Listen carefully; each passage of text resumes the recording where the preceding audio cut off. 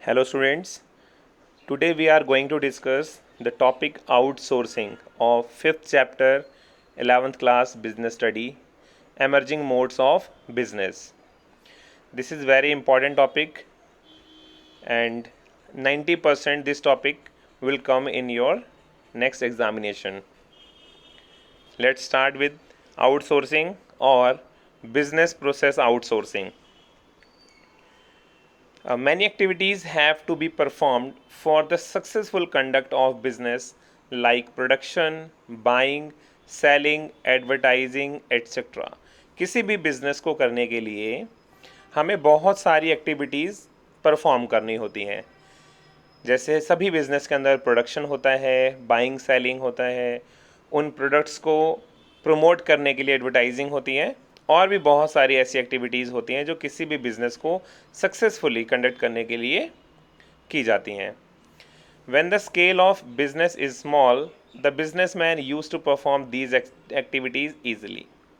जैसे कोई भी अगर छोटा बिजनेस होता है तो छोटे बिजनेस को आसानी से बिजनेसमैन या फिर एंटरप्रेन्योर ईजिली इन सभी एक्टिविटीज़ को परफॉर्म कर सकता है। But however with the enlargement of scale of business this job has become tedious. लेकिन अगर ये बिज़नेस थोड़ा बड़ा हो, आपका बिज़नेस काफ़ी फैला हो, तब कहीं ना कहीं ये हमारे लिए एक बहुत ही सरदर्द वाला काम बन जाता है, बहुत ही दिक्कत वाली बात हो जाती है। Therefore, in order to overcome the difficulties connected with the performance of many activities and to get the benefit of specialization, these services are now obtained from outside the organization.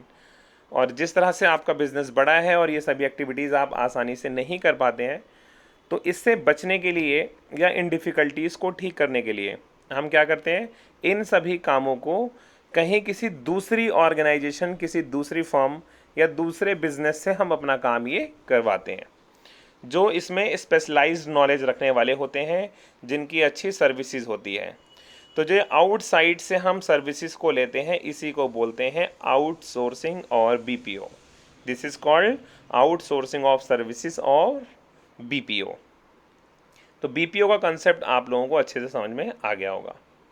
Example of BPO, आइए example देखते हैं BPO का। If Reliance Industries Limited wants to advertise its Vimal brand of clothing, it may appoint Anmol Advertising Company to design, prepare and release advertisement on its behalf. जैसे Reliance industries को तो आप सभी अच्छे से जानते ही हैं, इनका एक ब्रांड है क्लॉथिंग का विमल।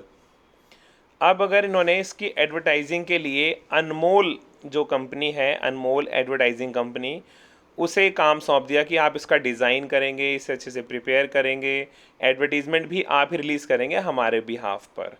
तो ये क्या रिलायंस क्या कर रही है, बीपीओज़ की सर्विसेज ले रही है। और यहाँ पर जो अनमोल हुआ वो क्या है, बीपीओ।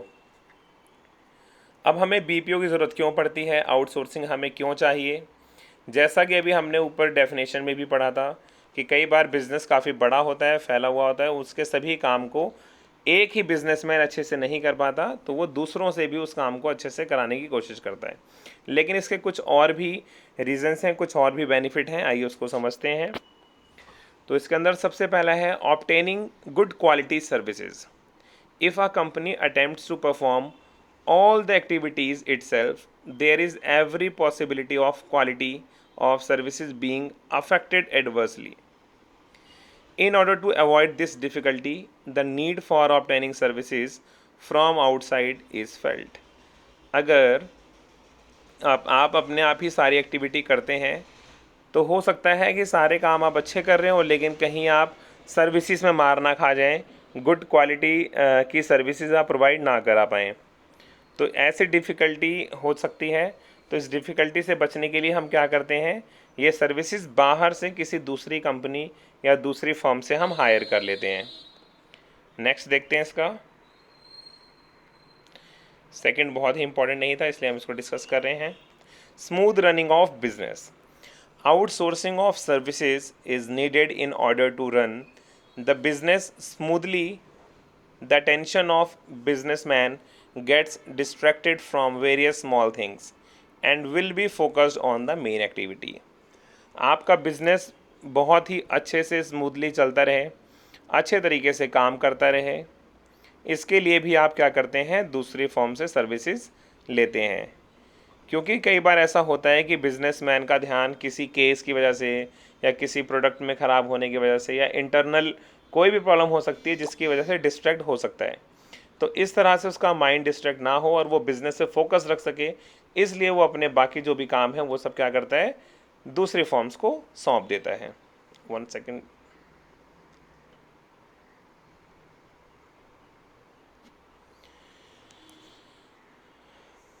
तो अब हम नेक्स्ट टॉपिक डिस्कस करेंगे, स्कोप ऑफ बीपीओ। बीपीओ का क्या स्कोप है उसे देखेंगे हम। In modern business many outside services are used. Out of these services the following are the important ones. यानी यहाँ पर हम देखने जा रहे हैं कि बीपीओ की क्या क्या सर्विसेज हैं जो बहुत ही इंपॉर्टेंट हैं, यानी कि बीपीओ का जो स्कोप है वो हम देख रहे हैं यहाँ पर, जिसके अंदर सबसे पहला है फाइनेंशियल सर्विसेज। देखिए ये तो सभी बिजनेस के लिए बहुत ही ज़रूरी है, क्योंकि ज़रूरी नहीं है कि सभी बिजनेसमैन के पास अपना बहुत सारा ढेर सारा पैसा हो और उससे वो बिज़नेस स्टार्ट करे। कुछ ही ऐसे नाम हैं या कुछ ऐसे बिजनेसमैन हैं जिनकी पुश्तैनी प्रॉपर्टी होती है या फिर पहले से ही काफ़ी कैपिटल होता है, तो उससे वो अपना बिजनेस स्टार्ट करते हैं। तो these services means those outside services which help the company in some way or other in the management of finance। यानी यहाँ पर जो कंपनी डायरेक्टली या इनडायरेक्टली तरीके से फाइनेंस की हेल्प करती है किसी भी कंपनी को आसानी से रन करने के लिए, आसानी से चलाने के लिए, तो वो होती है हमारी फाइनेंशियल सर्विसेज।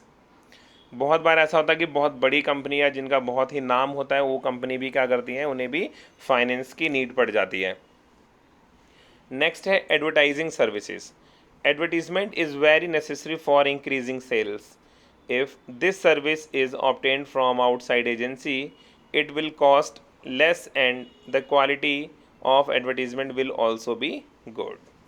जैसे कि जितने भी प्रोडक्ट्स आप अपने टेलीविज़न पर या फिर मोबाइल फ़ोन में कोई भी वीडियो देखते हुए बहुत सारे एड्स आप देखते हैं, तो जो भी कंपनीज़ होती हैं या प्रोडक्ट्स होते हैं, इनकी खुद की कंपनी ये एडवर्टीज़मेंट नहीं करती, बल्कि ये किसी दूसरी फर्म को या एजेंसी को हायर करते हैं जो इनके लिए ये एड फिल्म्स बनाते हैं और इनके प्रोडक्ट को हमारे लिए सामने इनको दिखाते हैं, इनका विज्ञापन किया जाता है। तो ये सर्विसेज भी कहाँ से लेते हैं, ये लोग बाहर से लेते हैं, ताकि आसानी से एडवर्टीज़मेंट अच्छी क्वालिटी की बन सके और लोगों को जो बताना चाहते हैं वो अपने विज्ञापन या एडवर्टीज़मेंट के थ्रू वो आसानी से बता सकें। तो पहली सर्विसेज थी फाइनेंशियल सर्विस, दूसरी है एडवर्टाइजिंग सर्विसेज, तीसरी है courier services. These services means delivering goods, documents, parcels from company to customers and vice वर्सा।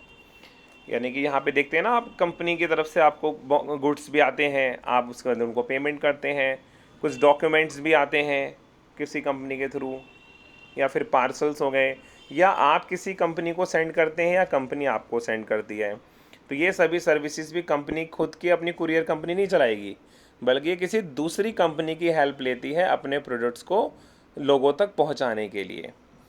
जैसे फ़्लिपकार्ट आप देखते हैं, फ़्लिपकार्ट एक बीपीओ का काम करती है, सभी कंपनियों के प्रोडक्ट्स उनसे कलेक्ट करके और कस्टमर तक आसानी से पहुंचाती है, या फिर रिटर्न करना होता है तो कस्टमर से कंपनी तक पहुंचता है, फीडबैक होता है तो फीडबैक भी यहाँ पे दिए जाते हैं। तो कुरियर सर्विसेज भी बहुत ही इंपॉर्टेंट है इस रोल में बीपीओ के। और नेक्स्ट एंड लास्ट पॉइंट है customer support service. These services means delivering goods to customers and to give after sale services also. आप सभी बहुत सारे देखते हैं कि एयर कंडीशन या फिर रेफ्रिजरेटर, टेलीविज़न, ये सब परचेज़ करते हैं, और बहुत बार ऐसा होता है कि इसके अंदर कमी भी आ जाती है। तो इसके अंदर कोई कमी आती है तो देखते हैं आप, इसके जो एग्जीक्यूटिव्स होते हैं या फिर जो भी मैकेनिक होते हैं वो आपके घर पे आते हैं, उसने रिपेयर करते हैं या फिर उसके जो पार्ट्स होते हैं उसे चेंज करके चले जाते हैं। तो इसे बोलते हैं आफ्टर सेल सर्विसेज। तो इसके लिए भी गुड्स को डिलीवर करने के बाद कस्टमर को आफ्टर सेल सर्विस भी प्रोवाइड कराई जाती हैं इन कंपनी की तरफ से। या फिर कई बार होता है कि जो कंपनी होती है उसके जितने भी एम्प्लॉयज़ होते हैं वो फ्री नहीं होते हैं, या वो उनके पास शॉर्टेज होती है, या उनको काम की नॉलेज नहीं होती है कई बार, तो वो दूसरी कंपनीज़ को हायर करते हैं आफ्टर सेल सर्विसेज के लिए। Generally the manufacturers of television, fridge, AC etcetera use these services. जैसा मैंने भी आपको एग्जांपल दिया था, तो इस तरह से ही इन सर्विसेज को यूज़ किया जाता है।